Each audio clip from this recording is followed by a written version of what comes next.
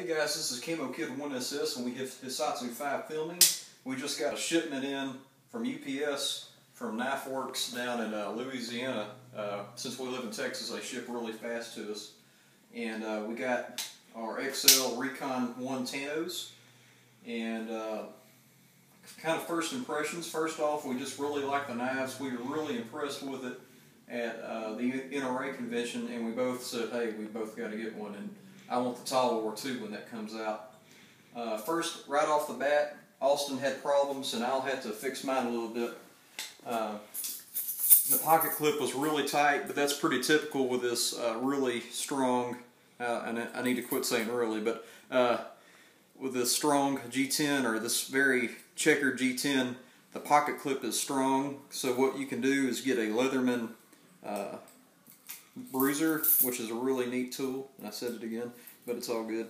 And you can kind of slightly bend out your pocket clip just enough where you can fit it in your pocket and slide it in and out. So now that's good to go, no issues there. And I compared both Austin and mine in my Recon 1, and mine seems to have, okay, it's gone right now, which is good.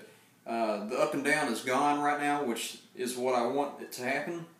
It did have the slightest up and down play. I mean, it's not really play, it's just the tolerance is not, because the blade wasn't literally moving, it was just the parts not touching.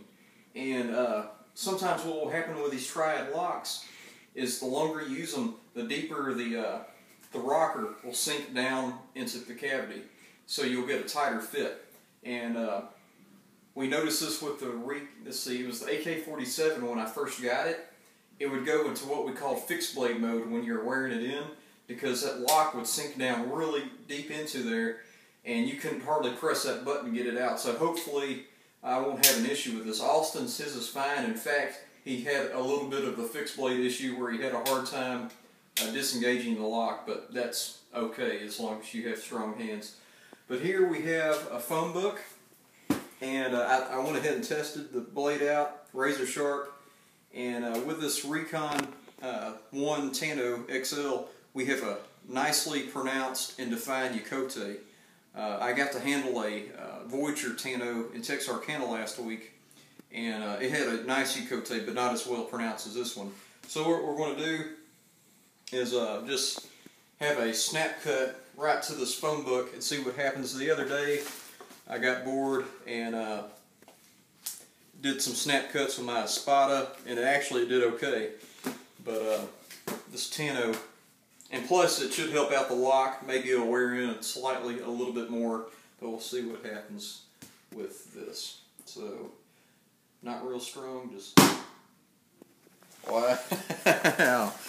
Okay, look at that. Look at that. The knife is buried into the phone book, and I'm going to try to keep the pages in. Alright. Page 114, and I have come in real close, and you can see the Yokote hanging out, the secondary edge, and that was a very slight flick of the wrist.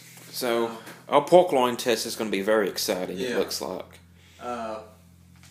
And that point is buried into there. Let's see if I can make the wound channel. I might have to flip out the hard cover. But just, could you imagine that just flesh? It's kind of hard to... Yeah, you can see it. Okay.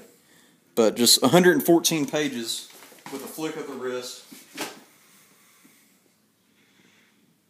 And I still have the slightest bit of movement, but we'll see what happens, and hopefully I don't have to send this back because I really don't want to deal with the shipping or anything. Although the Cold Source customer service is very good. Yeah, they rock. It's just the fact that I'm going to go to the firecracker stand and I want a cool knife with me. So, and that seems to, it might be getting better. But thanks for watching, guys.